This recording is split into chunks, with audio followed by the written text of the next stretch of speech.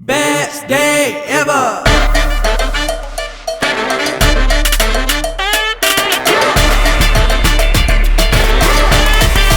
Best day ever!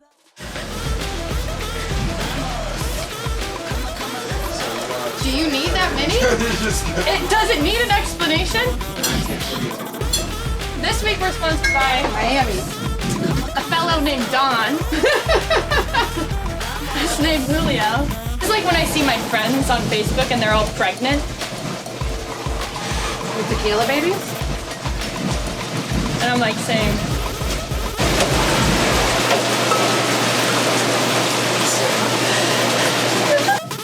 I'm sorry. You can't be your man. I'm sorry. She a man. Really not. We're getting DAOs. Fix my hair. We're getting DAOs. I haven't even had any. Yeah, I mine's had still like a half. tough. It reeks like tequila over here, by the way. Yeah, that's my clothes. Sorry. Smells very Miami over here right now. Are we rolling? Welcome back to Spilling the NFTea. Welcome back to episode 8, where we talk about DAOs. We've made it to episode 8. We're almost in the double digits. I love that. And every episode is my favorite episode until the next one. I am Megan, I'm Jessica Burns.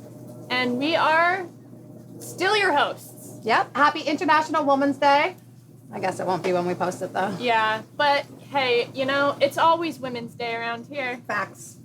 When the token girls are around, every day is Women's Day. So we've decided to switch up our champagne this week and Yeah. trade it for something A little else. stronger. I was practicing my prison poses this morning, so Jess is having a week. it's Aren't about to we get all? better. It's about to get better. But anyways, we're gonna do a little different.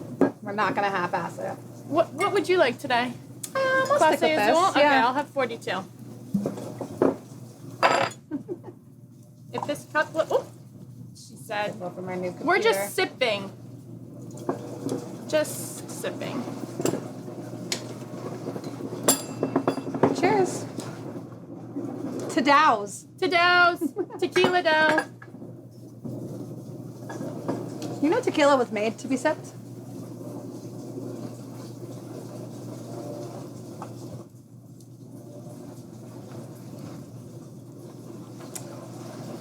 Hold on, I'm getting to your question. No, I did not know it was made to be sipped. Yeah. Fun fact, tequila is a sipping drink. Wow, the more you know. So, All right, DAOs. It's a word that everyone talks about. We've been hearing everywhere, and we want to break it down for you. It's a pretty simple concept, but Yes. it's one of those words flying around, and very few people know what it actually means. So, what is a DAO? a DAO is a decentralized, autonomous organization. Right. So essentially, it's a group of people with pursuing a shared goal, and they use the blockchain to make decisions in a transparent and efficient way. And yeah, So- community making their own rules. So it's kind of like a new form of almost business. It's a community of people who come together, and a lot of people say, would you share a bank account with a group of people that you don't know but have equal governance over it? That's kind of like a good way to phrase it and like lead someone into like, what's a DAO? Yeah, and it allows the community to build something for a like-minded group to support their common goals and invest in resources together. So I think that's a great example. Yeah.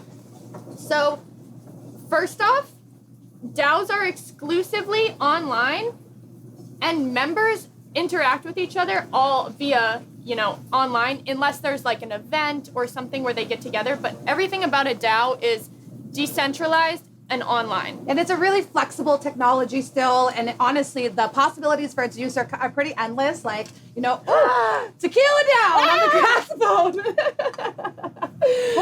Hold on, technical difficulties. I'll lend you my shirt. Not a hurricane this time. Do we have a dry cleaning budget? This call. Oh, Hot mess over here. Hot mess express. it's okay, everybody. No one panic. Wow, that was really... Save the phone. Okay. We're back. All right. Yes. So DAOs can be simple. They can be used for a group of friends to figure out where they're going to go on a road trip, how they're going to divvy up the budget, how they're going to choose the hotel to stay at. Or it can be sophisticated and have a high-profile nonprofit with hundreds of donors, dozens of board members, millions of dollars on the table. And, with the like-minded community using the DAO, it's an efficient way to... It's always advancing itself inside of it. So remember when we talked about decentralized versus centralized? And I gave the example of like a decentralized business is one that like Facebook without Mark Zuckerberg, where the community members make the decisions. So DAOs are the same in the sense that they are decentralized and there's no governing authority that's primarily making decisions. It's the group of people coming together and saying, this is where we want the decision should be made, whether it's a business or something, that's what we want done. So there's not one person making all the decisions. Yeah, so think of it like when a DAO launches, they have millions of tokens per se, and every token could be considered a vote. So the person that holds the most amount of tokens would have the most powerful vote, essentially, but it also gives the token a value, a use, and it allows the DAO to continuously self-regulate and improve. So, it's really cool technology, and like I said earlier, like the possibilities there are endless right now. So I feel like some people are going to be like, oh, DAOs kind of seem treacherous, like who would share, funds or something with people they've never met before. But there are a lot of benefits of DAOs, and absolutely. We're seeing them come to light. Well, the first and foremost are using the blockchain. And as we, the last episode we talked about the blockchain, that offers transparency to every single transaction, every person, everything that they're doing, their votes. Like nothing is a secret and nothing is played with behind the scenes. The blockchain helps eliminate fraud. So actually that would be a great way for a group to come together because... Right, because sometimes businesses, there can be a lot of corruption or, whatever there might happen, but with DAOs, that's not the case. And they're also very efficient. They're truly borderless, and the decisions are made on the framework with smart contracts that automatically execute. So, once decisions are made, they're essentially executed in the most reliable way and for all to see on the blockchain. Right. And it can be used for all different processes, projects, assets. It's a cool way for people to organize and build together, as we keep mentioning. And then a kind of an interesting aspect of them is you can also invest in DAOs anonymously. That's cool. It's cool, right? Yeah. But do you think that takes away the transparency factor that we were just talking about? I feel like it can be used in somebody's I think it would depend on the project, right? It definitely would depend on the project. Like, for example, I'm trying to think. Like if you guys are betting what song you want Rihanna to play at her upcoming concert, like, I don't think it matters if I know the names of the people that vote. But if we're deciding on, upgrades for the meta yacht, then I want to know who's picking what and why, I want to know who decided to paint the boat pink. Just saying. That was all me. I love it. Meta Yacht DAO. Yes. So DAO regulation hasn't caught up yet with the DAO technology. Forming a DAO right now is simpler than forming a legally recognized cooperative business or fund because they aren't currently recognized as legal actors. So that actually benefits them because that gives them flexibility. It's easier to get off the ground, and it also means that nobody is regulating anything, as we talked about. So there's no Zuckerberg looking over that Facebook. So the technology part behind it, we keep mentioning this, the technology is kind of running behind the use for a lot of crypto. So good thing that we have blockchain to monitor all of that, but we have a long way to go. Like I said, we're at the simple version of all of this, so it's interesting.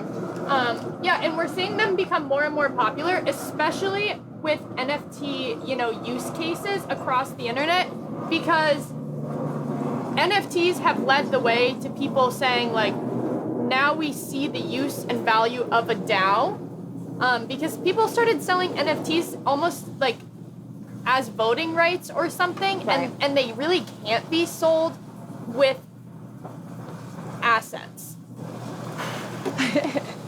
So, but also speaking to that, like DAOs are evolving quickly. So recently, Wyoming are now started recognizing DAOs as LLCs. So it's a business entity, which is a game changer, and that's why DAOs are kind of the trending topic right now. Our coworker Adrian is obsessed with DAOs. He wants to make a Kyle DAO. I don't know if that's a secret or not, Kyle. If you don't know about that, then. We can bleep it out. Yeah, bleep that one out. But it's a really cool thing because before that, essentially, like technically you could get like an LLC DAO in every state, but essentially it really wouldn't work. So by Wyoming doing that, they're going to lead the way for other states to do the same thing and paving the way for DAOs to be used widely throughout all kinds of businesses and organizations. And, that's super cool. If we could have a DAO in Florida, we could put that together, to make office changes or to decide who's going to pick our lunch on Friday. So there's really everyday use cases for DAOs. And I think that's super cool. And that's why everyone's talking about them. So DAOs and NFTs, like this is what I hear everywhere. So I was going to say, we've seen some use cases of DAOs, especially come to be really publicized. Right. The first one I heard of was Constitution DAO. Right, yes. And this was so funny because I know Jonah and a few other people in the office actually purchased, into the DAO. And the premise of this DAO was there was one copy of the United States Constitution up for sale. And it was an original copy. Just to clarify, there are 13 original copies of the U.S. Constitution. There's not just one. The more Fun you fact know. from me. There's 13 copies, so one of them's up for sale. And they formed a DAO rapidly, and it went viral. And everybody started, putting money into it. And across, whether it was $5 or thousands of dollars. And I think they ended up pooling together more than $40 million to bid on this copy of the U.S. Constitution. They ended up being outbid. Were they bidding to own it or were they bidding to decide what to do with it? So both. Oh, interesting. Both. Okay. They were bidding to own it, and then the DAO collectively would have decided what to do with it. And I think they had mentioned they wanted to donate it to a museum or something. That Cool. for all to see. It wouldn't be one person in the DAO gets to keep it, but it was had they purchased it, it would have been collectively them deciding what to do with the copy of the U.S. Constitution. But it was really just a fundamental part in people understanding that what a DAO could be used for. That's just one use case, and that's a cool one. And didn't your hometown, didn't the Broncos do something similar to that too? Yeah. So I'm from Denver. Fun fact. If that's fun. There's a group of people. So the Denver Broncos are currently up for sale right now. Oh, I didn't know that. Yeah, the family that owned it put it up for sale. Very cool. And I think they're saying that this is going to be the most expensive the biggest price tag in North American sports history. Because it's $4 billion or something like that, right? Yeah. They're valued at just under $4 billion. So the Denver Broncos is expected to be That's so cool. valued at over $4 billion. Right. So anyways, when people saw that this was going up for sale with new technology in the horizon, someone said, let's form a DAO and buy the Broncos. I love this because I am a huge sports girl and I would do this in a second. And any crypto project sports related, I jump at it. I love it. That's when you get me.